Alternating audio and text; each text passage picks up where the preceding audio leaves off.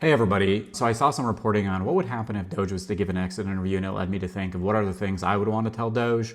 There's been a lot of reporting on Doge these past few days as we head into Thanksgiving to think about what we're grateful for. I think it is important to know what happened and what we should be grateful for. In terms of Doge, which is not Doge itself, but the people who helped oppose some of the worst things they did to our government and country.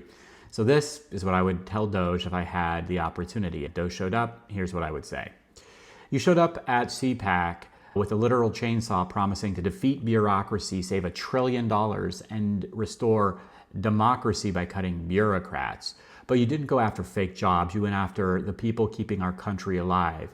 Veterans, people who've served their country, nuclear engineers, Ebola teams, avian flu labs, USAID doctors, Social Security staff, IRS investigators. You fired the entire team responsible for keeping America's nuclear arsenal safe and ready, 350 scientists and engineers at NNSA, and had to quietly rehire every single one within 24 hours because even your own people realized, oh, this is how you get a nuclear safety crisis. Maybe we shouldn't have done that. You signed off on cuts that would have gutted CDC's disease control capacity involving hundreds of experts in environmental health and infectious diseases. And you even tried to dump the team tracking Ebola until public health experts had to scream in the press. Do you understand who you just fired? You went after USDA's avian flu labs, the folks standing between us and another food price shock, trying to cut a quarter of its staff at dozens of labs, and then had to backpedal because even your allies in Congress didn't want to explain $9 cartons of eggs again. You didn't just hit bureaucrats, you nearly shut down USAID, the agency that saved tens of millions of lives around the world, knowing internal projections were warning of hundreds of thousands of excess deaths, mostly kids, and vaccines and basic care vanished, and outside experts were already estimating the toll in the hundreds of thousands.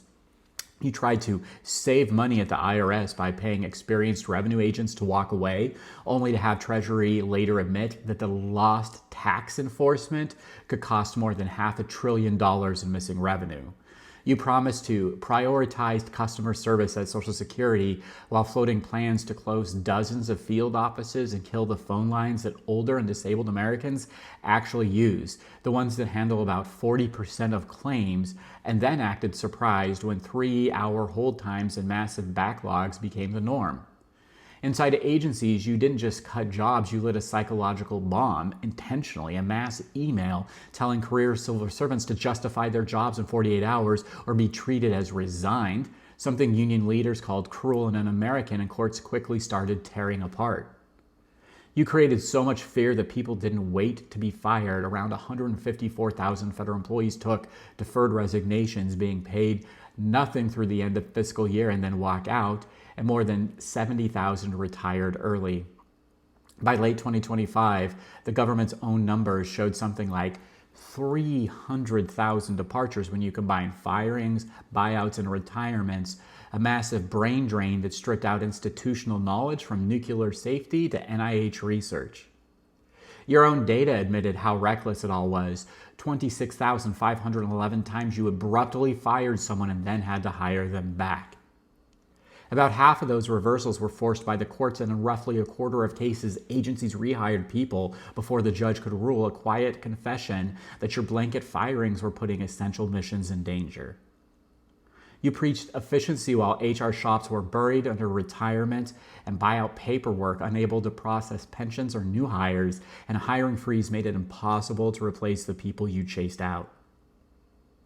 You bragged that Doge was the most transparent operation you'd ever seen, while your teams refused to give their names and agencies, hid Doge behind FOIA exemptions, and never produced a public list of who you were cutting or why.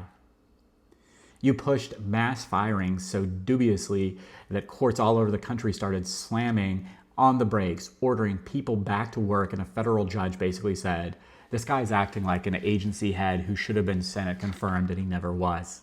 That's Musk. You managed to turn downsizing into a constitutional mess. Legal scholars were openly asking whether this was really a budget exercise or a trial run at a coup against the professional civil service. And out in the country, public opinion flipped. By the fall, a solid majority of Americans were telling pollsters your cuts were hurting the country, not helping it. People saw the longer waits at SSA, VA, TSA, the food safety worries, the near misses on nuclear and disease control, and started asking, Have they gone too far? Did they know what they were doing? Were they just cutting to cut? Meanwhile, the big savings number you love to wave around, $214 billion, turned out to be riddled with bogus accounting. Once you factor in legal battles, rehiring, binges, lost tax revenue, the value of programs you wiped out, outside experts say Doge may actually cost taxpayers more than it saved. And then, after all that, you and Trump turned on each other. He pushed his one big beautiful bill that blew up the debt by about $5 trillion, and you went online and basically said, what was the point of Doge if he's just adding $5 trillion in debt? Within days, you were gone. After just 130 days in Washington, you walked. A bunch of your inner circle Doge army walked with you, and Doge headquarters turned into a ghost town, many say overnight. Some of the staff who'd been bragging about sleeping in the office since February ended up packing their bedding, heading up to the roof and holding what reporters describe as a wake, mourning not just the project, but potentially their own careers. By November 23rd, 2025, the administration finally stopped pretending and admitted it.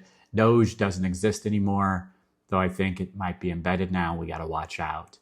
Allegedly, it was done 8 months ahead of schedule, even as Doge account kept posting like nothing had happened. And yet, you're still not going away. Your principles got baked into OMB and OPM. A former Doge tech guru is busy building AI tools to automate regulation cuts. Kind of digital Doge, and a handful of conservative states are spinning up their own mini Doges to copy the playbook. Don't know why they'd want to. So here's the bottom line for the people who actually lived through this. You were told this about waste, fraud, and abuse. In practice, it was nuclear engineers rehired in 24 hours, kids losing vaccine overseas, seniors on hold for hours, courts dragging people back into jobs that should never have been cut, and the civil service treated like the enemy. If you're a federal employee who feels like Doge turned you, your agency, your mission into collateral damage, and I would say you're not alone. This is kind of a record in my mind that what happened wasn't efficiency. I think it was a reckless experiment that the rest of us are still cleaning up. Disagree with me, think they did good things. Would you have done it this way like they did? Let me know. That's fine. What do you think about Doge and its impact on our country this year? Thank you, everybody, for your support. Please take care and have a great day.